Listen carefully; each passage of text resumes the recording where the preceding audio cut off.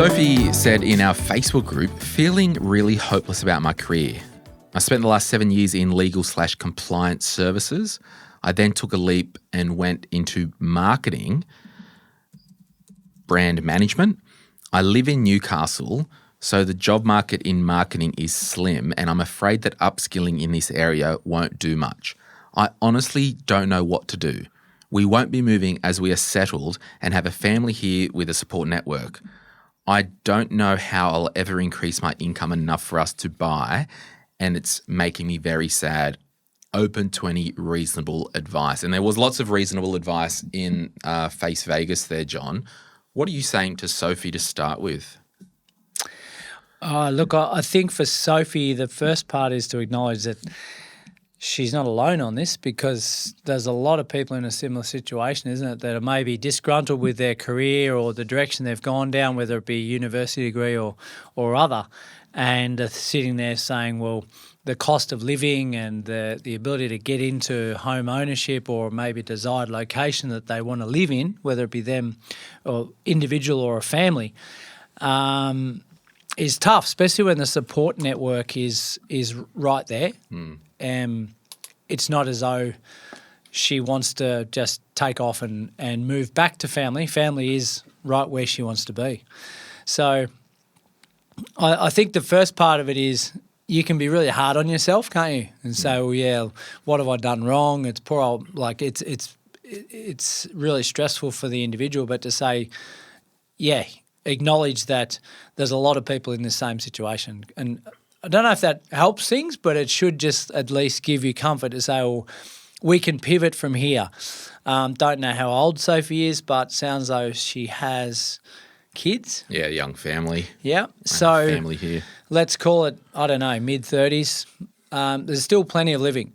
So I think it's looking at a longer-term view, and it might be a little bit of a sideways movement for her to try and find something that's she's going to find enjoyment out of. Because for me, in the vocation space, it's really about enjoyment and relevance and some sort of purpose along with the financial component, isn't it? Like, if we didn't have the financial component, like, what would we do? I don't know. Like, there's the world's our oyster, but we need to combine the two to really make it work for them. So, yeah, tough situation, but it's really stripping it back without the ego to say, look, I'm not alone.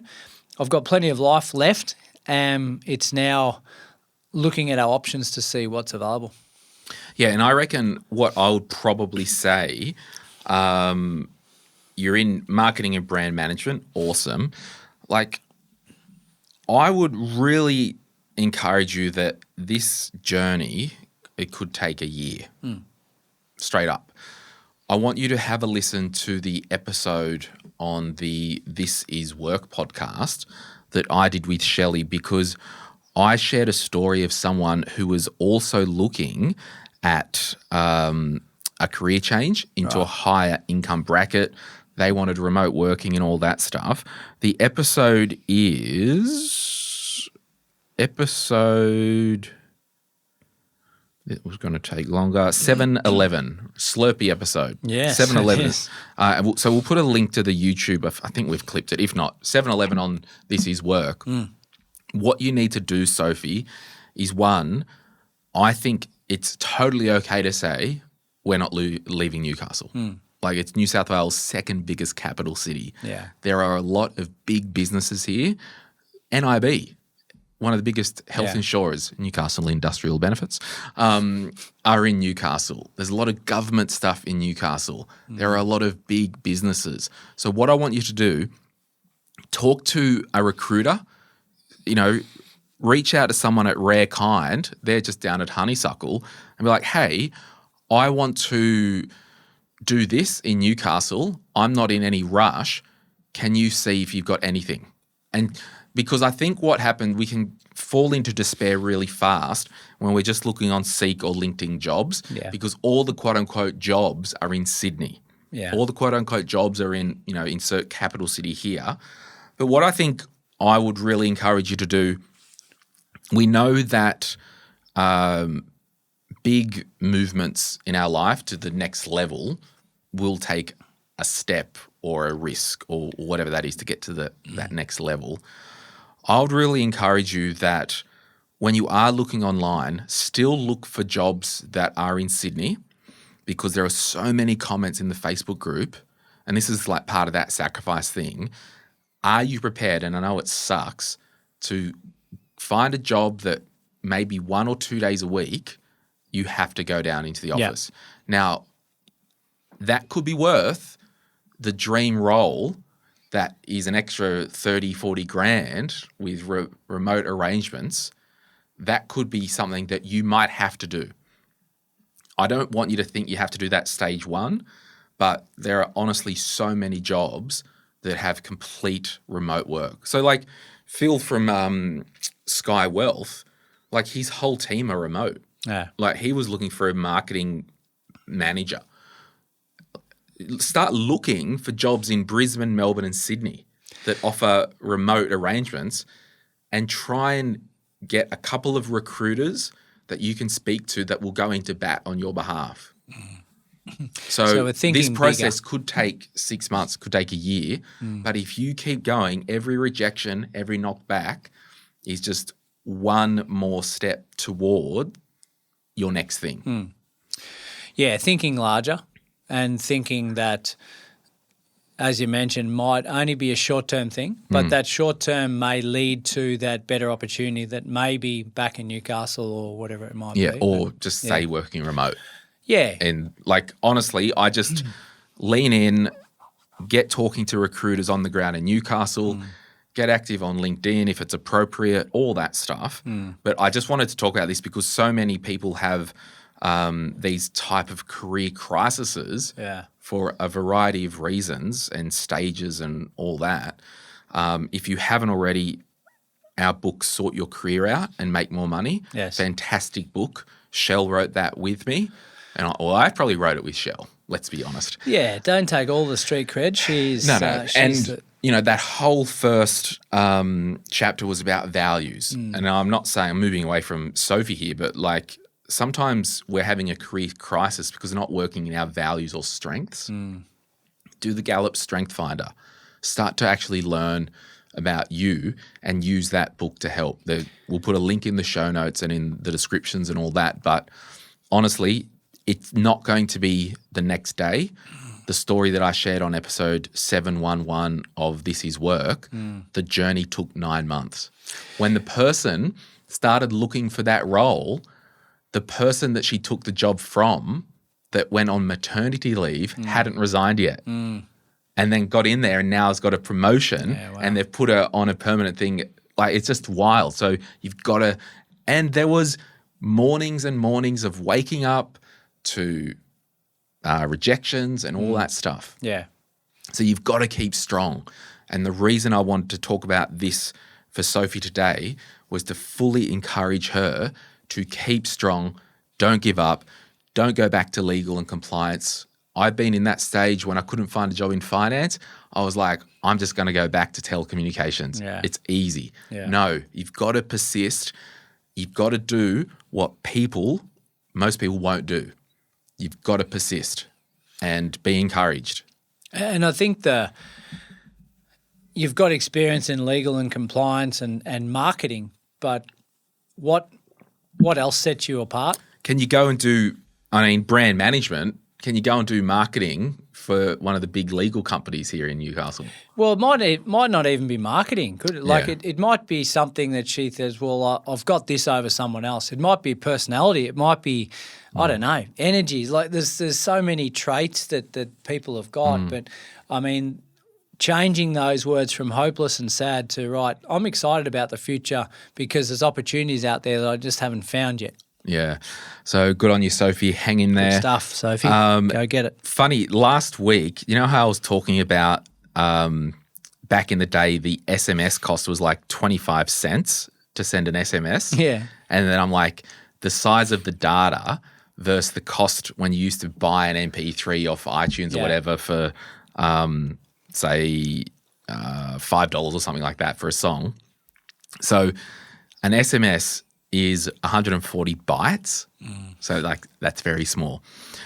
If you purchased in 2003 a 3.5 megabyte song from iTunes or whatever, using the same logic, guess how much that MP3 file would cost if it was charged at SMS data rates? Oh.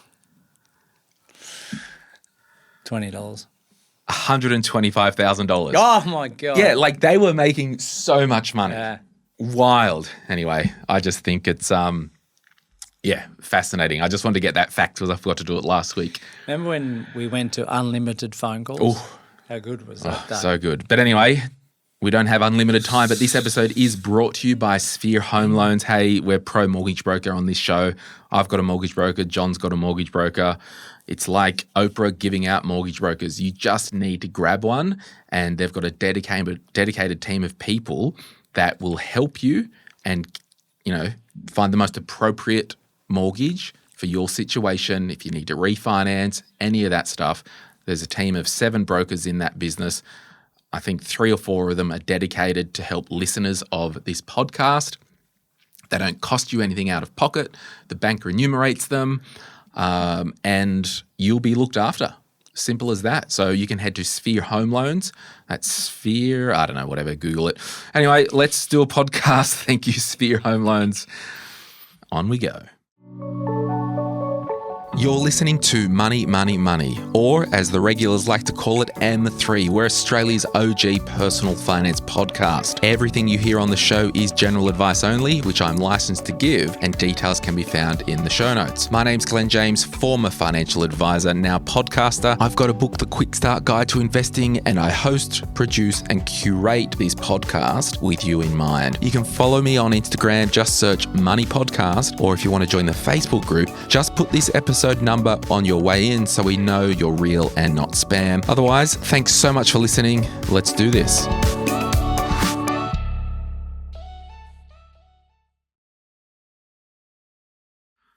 Okay, here is one for John. It's a longer question, but I'm going to read it out and do my best.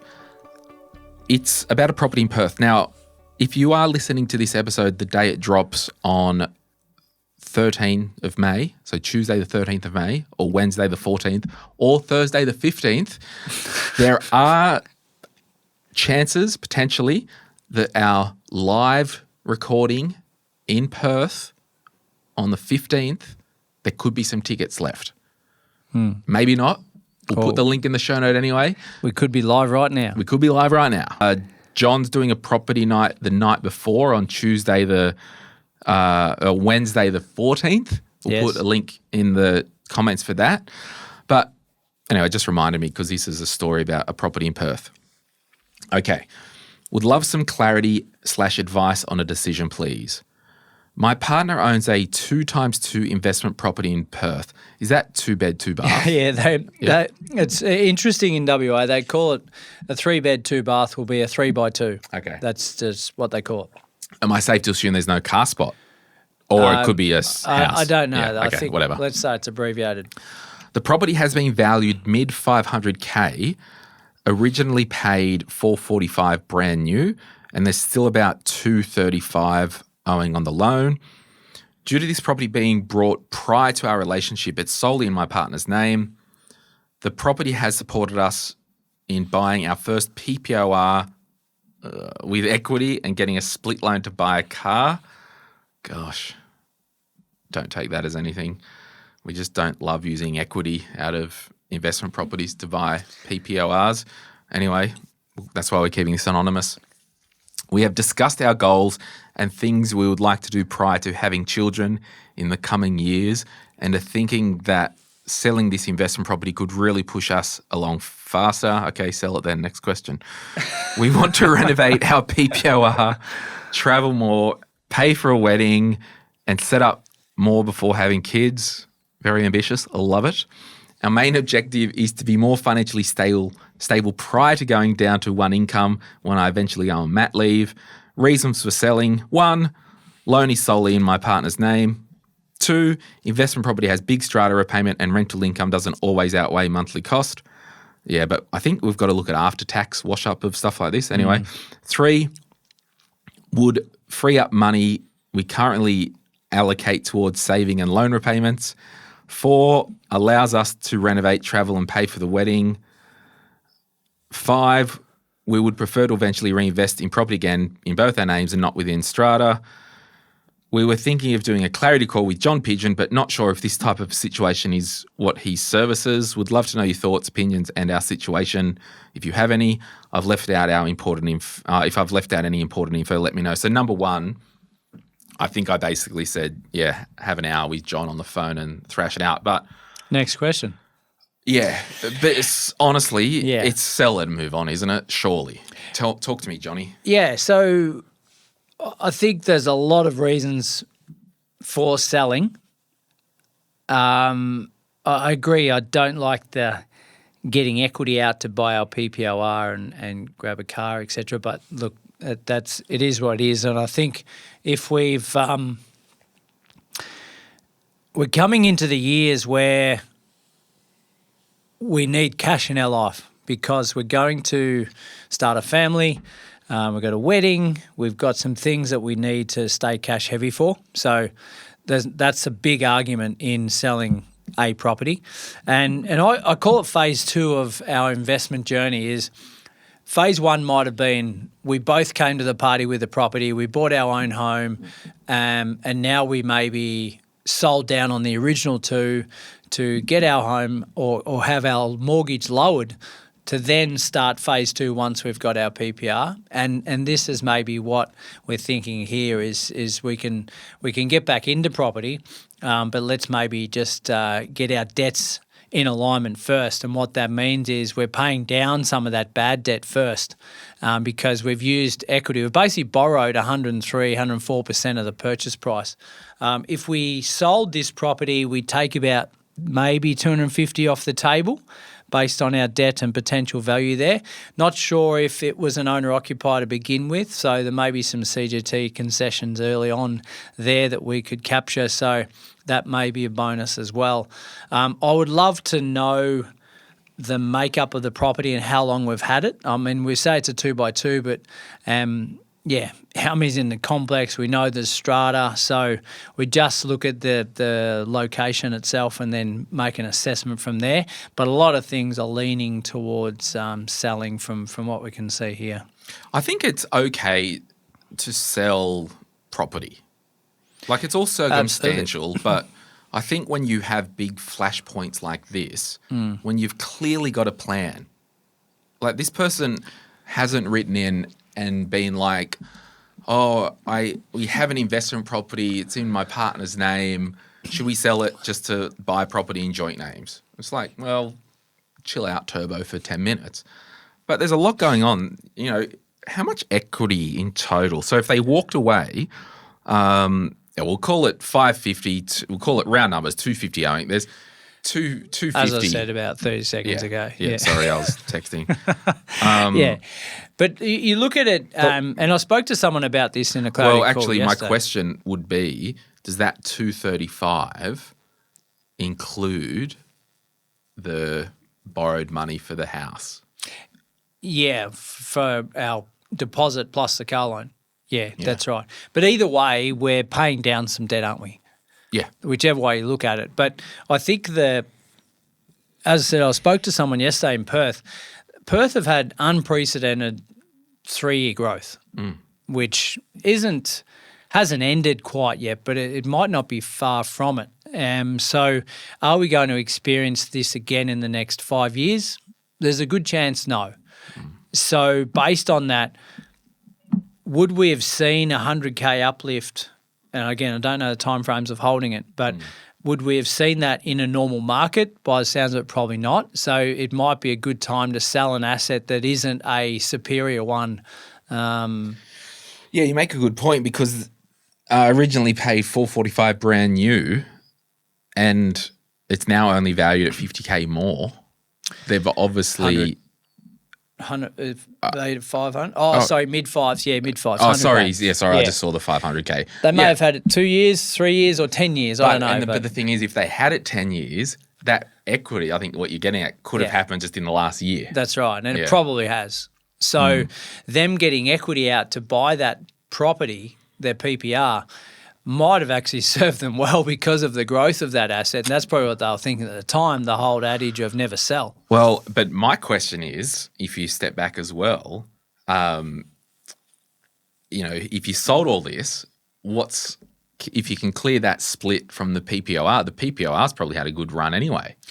And it would have, yeah. So that might have been their alternative and this is the thing with individuals, like when they come together, everyone comes from a different mindset, a different place, a different, like we might be coming together saying, oh, I don't want to sell you mine, you sell yours, sort of thing. And like there's all these loggerheads who are like, well, let's not sell any of them. Let's just all get it together and we'll borrow debt and go get on with it. But yeah, now we're sitting at a stage where, hang on, we want to have kids, we want to have a wedding, we've got this car that's got a debt on it, which is not ideal.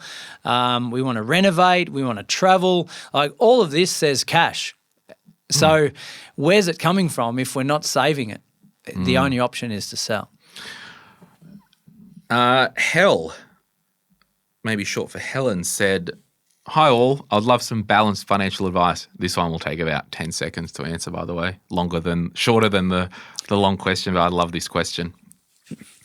I'm a 50-year-old woman and recently inherited my late father's house. Apologies for your loss there, because an inheritance is mostly, well, if they're still alive, it's a gift. If someone deceased, it's an inheritance. It was in a state of squalor when I received it, and over the last 6 months, I've invested $80K and a lot of sweat equity to make it both livable and saleable. I've been living in it during renovations. The house is a 3-bedroom property originally purchased for $230 and would likely sell for around $800K.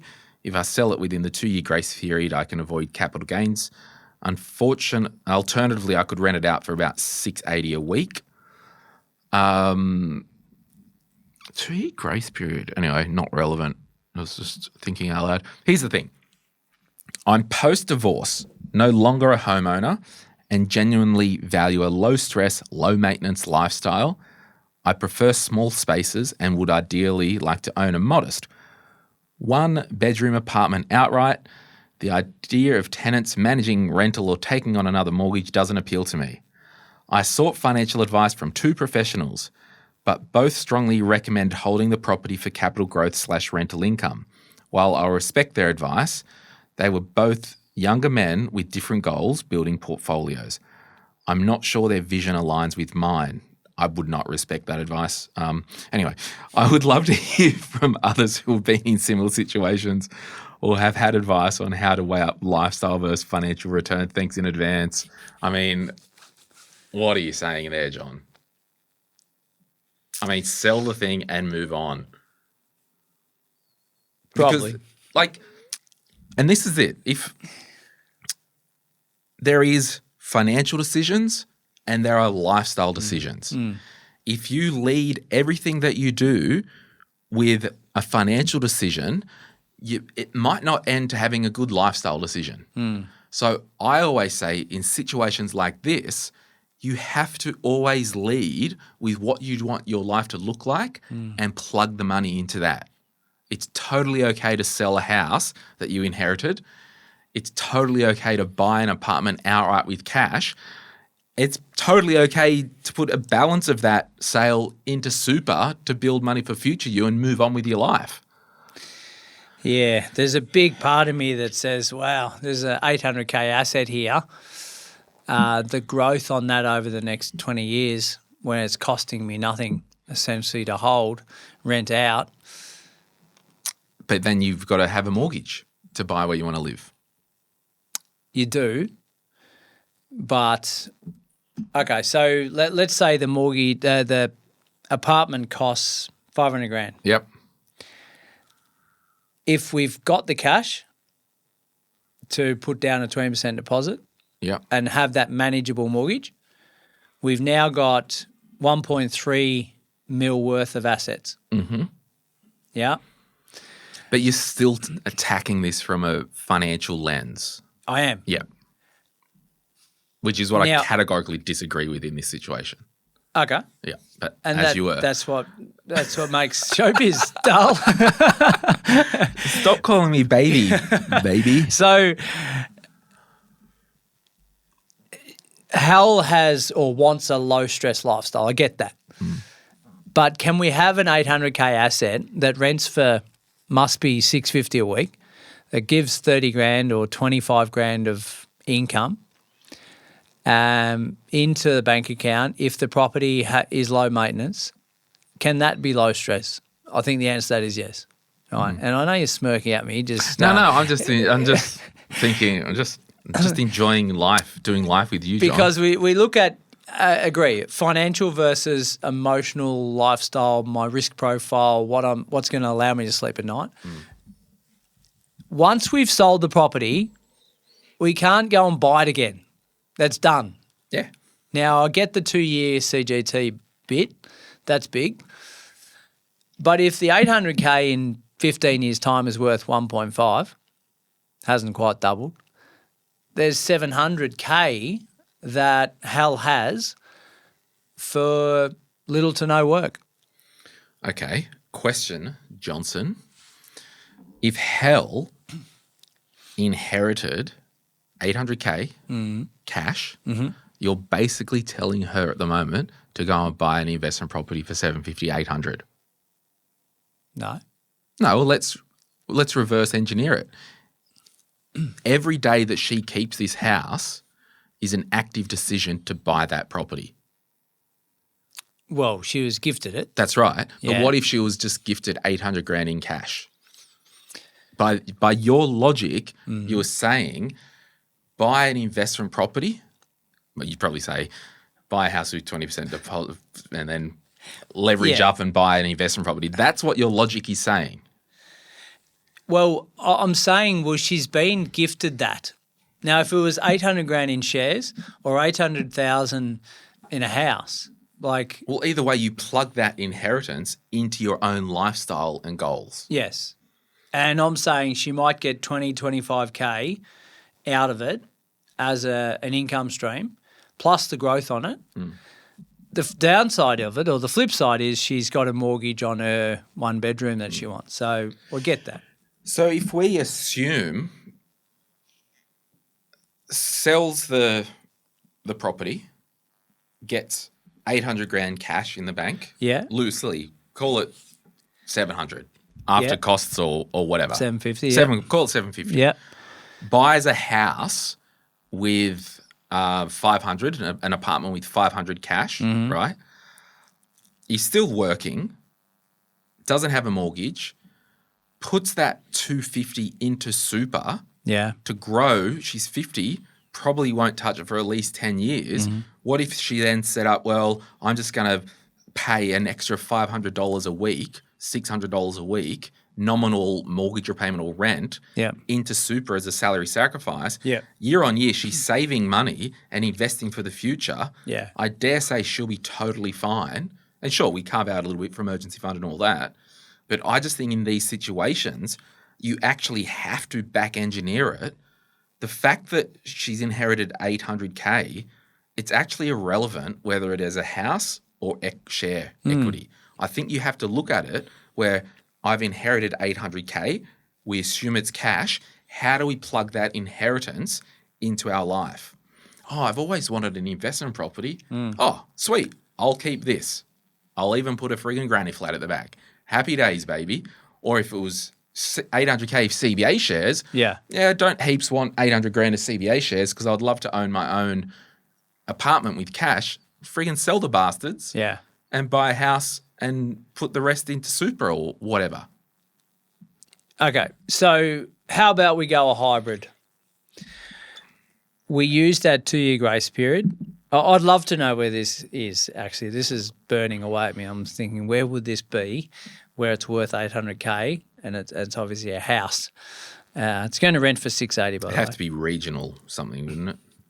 Well, it'd be pretty like it was bought for 230. So you'd say larger regional, I'd say. But I'm just going to search the post in the Facebook group to see if she's put any more information while you So what if we did this? What if we, and I appreciate that Hal says, I don't, in her words, the idea of tenants managing a rental or taking on another mortgage doesn't appeal to me. So I appreciate that.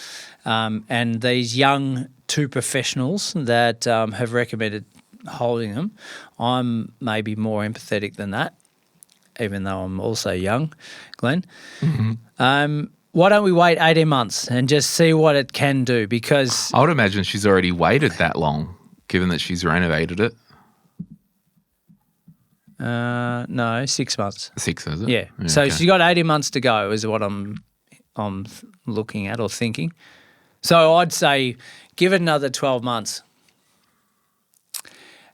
and you might be able to carve an extra 40 or 50 out of it. Okay, so the only other comment she's replied to is, thank you for your opinions. I can't live in suburbia and the traffic is horrendous. I'm also mindful of occupying a large home with several school catchment areas for the single mums like I was. The location I'm happy to be in, I can buy for $250K. Ooh. So she can buy a one-bedder for $250K, which is awesome. I left work to nurse my father and uncle who died within months of each other. Jeez. So while the renovation has been therapeutic, I'll return to an annual income of $150K. So imagine you own your one-bedroom apartment, pumping $150,000 for the next 10 years. Anyway. And the rest and the profits of the property into super. And just pump super potentially. Selling and buying something low-key outright definitely feels right, but I needed to hear some reassurance that it wasn't a completely insane plan and that I wasn't putting myself in in a bad position. So having that, if you could buy I would probably just say on that, just see if you can buy a little one-bedder or a villa or something that isn't in a massive strata complex or little Torrens title or a 3-lot. Yeah. Or actually refer to previous episode. Yeah, or we do actually go, let's just get a little bit more strategic. You said you wanted to buy this was supposed to be a short answer before the Why wouldn't this like No. Just let me finish for a sec. She's happy to a modest one-bedroom apartment outright. Can we say take 500 and buy a 2 or 3 bedroom townhouse outright that might only have 3 or 4 in the complex? Because I would rather that than an apartment. Now you're looking at it from a financial perspective. Yes, because I've got more information. But also, she doesn't want to be a property manager. No. But I'm saying, given that not really, because I'm just saying you want to buy a house outright. We said before we assumed 500. Yeah. I'm just saying. But she doesn't want something any bigger than a one bed. No, but I'm saying to her, I'm encouraging her, and this is more of a lifestyle.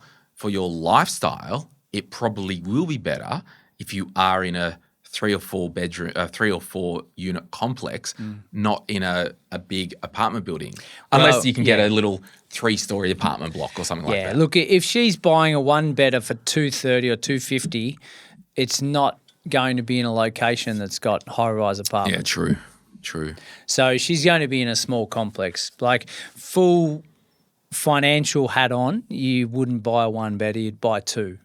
Maybe 2 bath as well, 1 car in, as I said, small complex.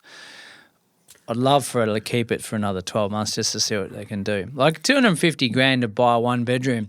She could that's only $50,000 to get a 20% deposit in. Like if she's got that, she's going to have a $200,000 mortgage. But in terms of her, if we fast forward, 50-year-old woman owns a property outright with cash, whether that is 500 or 250, okay.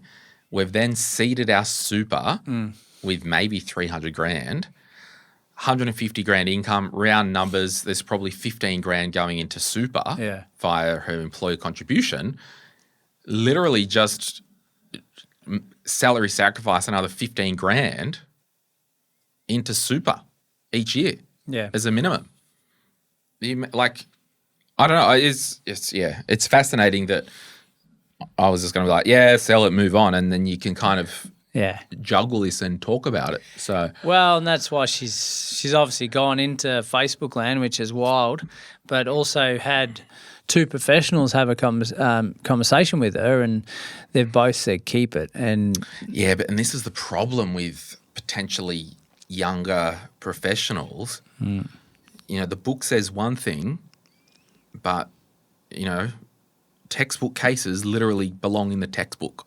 But I think for Hal, the key part of it is live by the sword, die by the sword. You sell it, you know you can't come back from that, and don't look at the potential that it could be worth another 500 grand in 10 years' time. Well, there you have it. Heard it here first, everyone. We will be back right after this. If you're after personal financial advice, don't get it from a podcast. If you would like help based on your own personal situation, head over to moneypodcast.com.au, click Get Help, and we'd be happy to introduce you to one of our trusted professionals. Our panel of vetted financial advisors and mortgage brokers work with people all over Australia so they can connect with you wherever you are. That's moneypodcast.com.au and click Get Help. Before we get back into the show, I'd like to encourage you to protect your financial life. Now, what does that mean? It means having income protection insurance in place. It means having death cover in place if you do have debt or dependents. It means having your suite of personal insurances sorted. I know you insure your car. I know you insure your house. Why not insure you? I really want to encourage you to reach out to Sky Wealth. They support the podcast. They are specialist financial advisors who can look at your situation, walk through a heap of options personalized to you. It's usually far more comprehensive and competitively priced than going direct to your super fund. You must see a specialist financial advisor for your insurance. You can head to sky.com.au, that's skye.com.au, to book a complimentary 15-minute chat, and the team can point you in the right direction. Like all good cults, we need a place to hang out together. That's our Facebook group. If you are going to join the Money, Money, Money podcast Facebook group, just put you heard about the group through the podcast and put this episode number that you're listening to. That way we know that you're not a spam account. Otherwise, you can catch me on Instagram at moneypodcast.aus. Thanks so much for listening. Thanks to Sky Wealth. Let's get back into the show.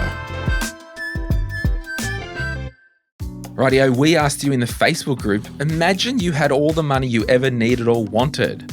What would you do with your time and focus? Well, John would run Envisage Property, wouldn't you? Sure would, but Luke would develop the local wheelchair basketball scene in South Australia.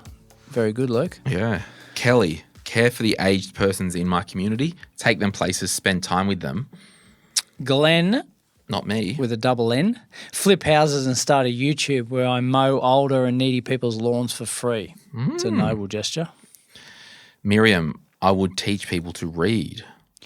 Michael says, I would create my own law firm and provide free legal advice. Pro bono. It'd be busy. And Sherrard, apologies if I can't pronounce that, I'd open my senior staffy centre for the oldies in shelters who don't have a hope of adoption. Staffy? Staffy. Staffy. Like the dog. Oh, Staffy. Yep. They can live out their last days free roaming the fields and swimming in the creek in the day and then snuggling up in comfort at night. Yeah, good.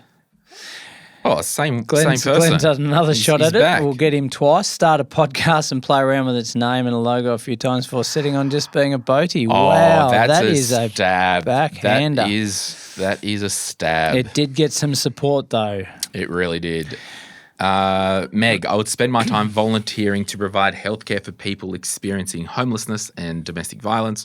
I work in the public health system, and just this week I discharged a man from the ED with a plan that I know he will not have the capacity to actually follow up on because there isn't appropriate services at the hospital. He'll inevitably fall through the cracks. This is not an isolated case, and I just hate it. It feels it's the worst feeling in the world. This is my favourite. Beck says, spend time in politics trying to advocate for change that is actually needed.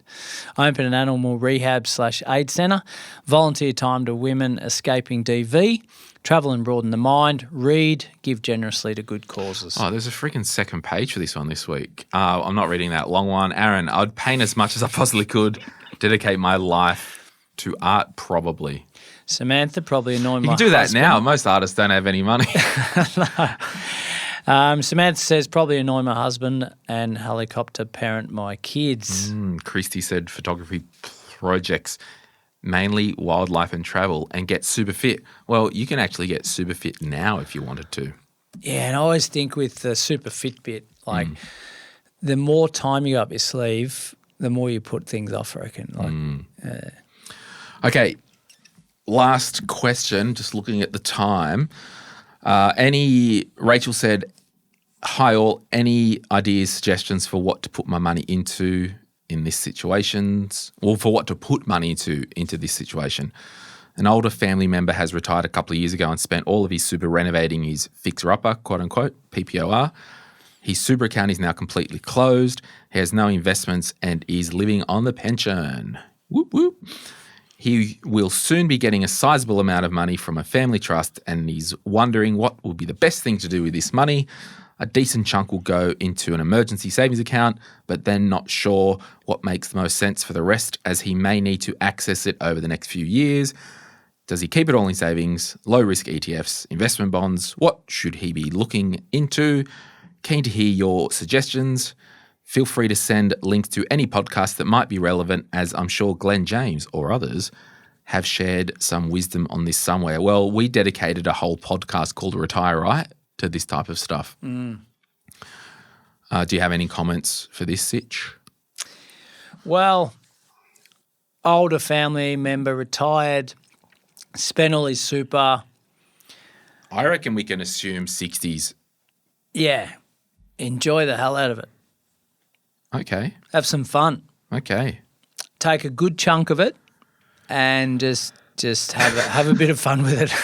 Okay. Okay. Look, the keep it all in savings bit, a little bit of that was tongue in cheek, by the way. Oh, sorry, I didn't read the room, John. Keep it all in savings is probably not what I would do with it. Obviously, and I feel we've spoken about this a lot over the last 7 or 8 years. We've got to have those emergency buffers. We've got to have a plan to say, well, over the next 10 years, this might be happening. I might go on these holidays, those sort of things. So chunking or carving some off for that. And then once you've done all that, the emergency funds and the buffers and everything else, you're then saying, well, what am I doing with the rest? So it's the rest that is the question here, isn't it? So, look, what are you into? What floats your boat? You're probably speaking to a financial advisor, and we did an episode on this last week before. Spoke a little bit about ETFs and little bits ins and outs of where your money can go and how intricate you can get with your money. So I don't really have a direction for the remaining funds, but it's a lot of it comes back to your risk appetite as well. Yeah. So we don't know how much there would be. He's clearly a homeowner for Centrelink. Actually, he's probably over 65, 67, given that he has living on the pension. So he can still get money into superannuation. I believe it's up to 75 years old as a non-concessional contribution. Yeah, you just have to open a new one. Yeah, which is easy. Yeah. Then you could put that into pension phase and it could grow tax-free and then draw a weekly income. A couple of considerations there for the questioner. So he's currently living off 30 grand a year from the pension.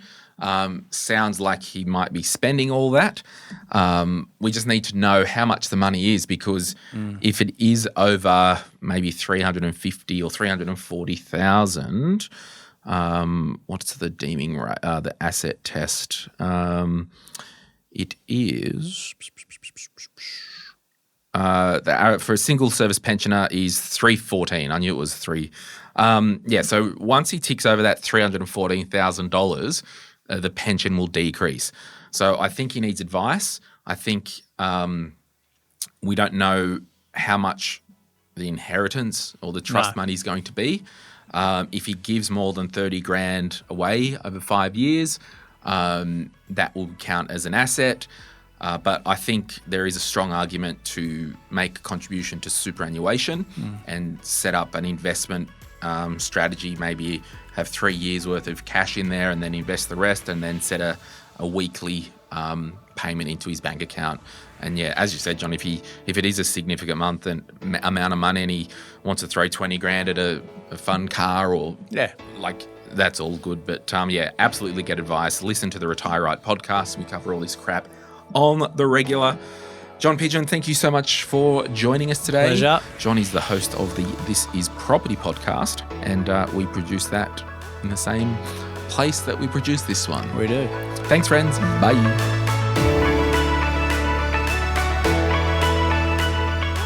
Thanks for listening to today's podcast. If you want to support us, there is one way you can do that. You can send the episode to a friend, a family member, or your group chat if you think those people would find it valuable. We also thank you for leaving a review on Apple or Spotify.